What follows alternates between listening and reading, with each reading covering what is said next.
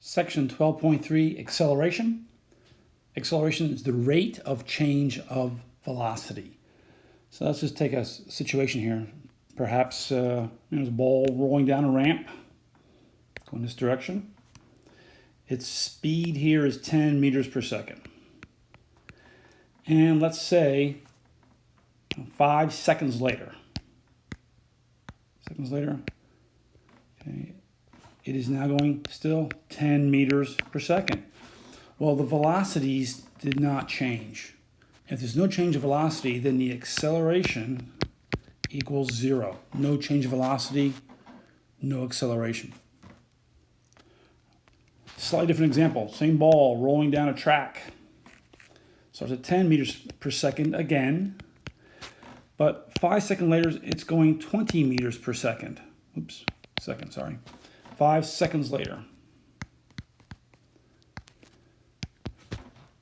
it's going from 10 to 20. The velocity has changed. It has accelerated. To calculate it, we'll show you the formula in a second, but now this time it's going to be the final velocity minus the original divided by the time. That'd be 10 divided by 5, or 2. It is now accelerating.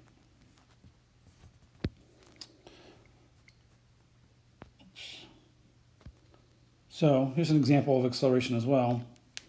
There's 3 cars going down the track. Pay attention to the first 2, the red and green. The red car has a constant speed all the way across. It's not changing, it's constant. The green car is accelerating. It starts out very slow in the beginning, but as it gains speed, it actually matches the same distance in the same amount of time as the red one. And if we would go further down to the right, it'd be way ahead of that car. It's accelerating. And the acceleration of the red car is 0. It's not accelerating at all.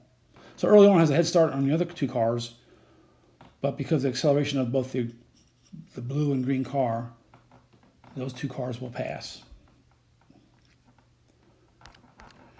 All right, again, I showed you an example earlier.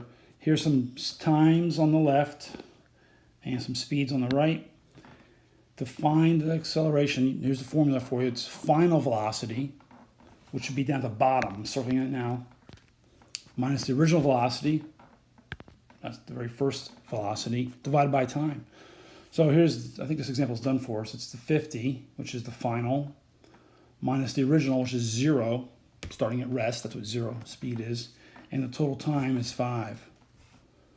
So that's pretty easy math. 50 divided by 5 would be 10. That's your acceleration. If your acceleration is 0, then the speed is constant. All right, the units. It's meters per second squared.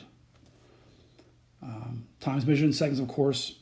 And here's how we most commonly see it. The meters are on top, second squares on the bottom. That's a very difficult unit to comprehend. To really get a sense of acceleration, you have to see it. You see the changing of the speed over time. So just be able to recognize these units for acceleration. Now the examples I've done for you so far are 2 basically. They were always positive or 0 acceleration. 0 acceleration, no change in speed. A positive acceleration is going faster. Well, if you have a negative acceleration, it is decreasing. So like this car at the stop sign has to slow down to get to the stop sign. So an example might be if you're going, I'll give you some numbers here for you. Let's say the original velocity here is 10 meters per second.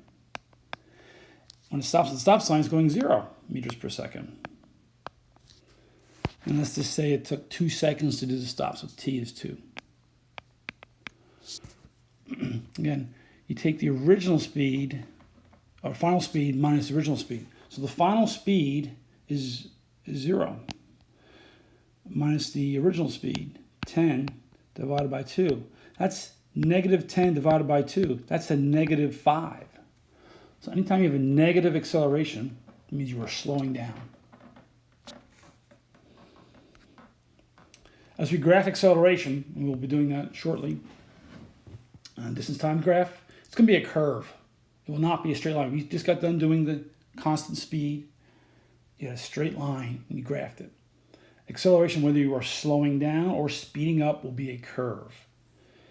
And the curve can be quite drastic. Upward swings mean positive acceleration. Downward means you're decelerating or slowing down.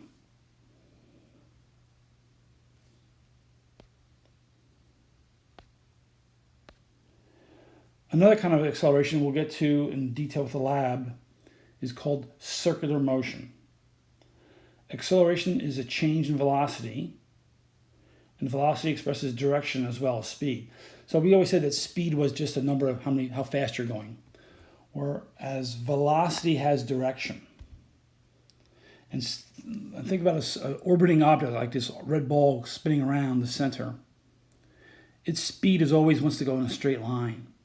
But in order for it to orbit around the center of this circle, something must pull it in. It's being accelerated inwards to make that turn to keep going around and around. So an object in a circular motion is accelerating even though its speed may be constant due to it constantly changing direction. So this blue ball going around the center has that little black arrow pointing forward. That's its velocity at any one moment. But to continue to go around the center, it's got to accelerate inwards. It's constantly changing its velocity. And we'll see that when we do the lab, because if you're spinning a ball around on a string over your head, and this is what the lab will be doing, if you look over the string, is the ball going to continue to go around your head in a circle? No, it'll go in a straight line at the point you let go of it. So that'll demonstrate how that works in the future. It's called centripetal acceleration and acts toward the center of a circle.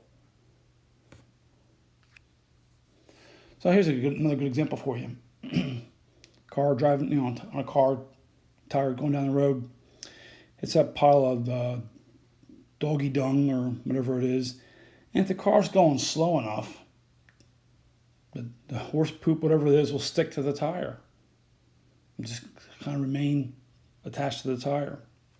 However, if the car gets going fast enough, and the wheel's spinning faster, whenever it sticks that tire, if the force is great enough, it'll launch that off of there like it is, and it'll go in a straight line, either in your mud flaps or up on the side of your car.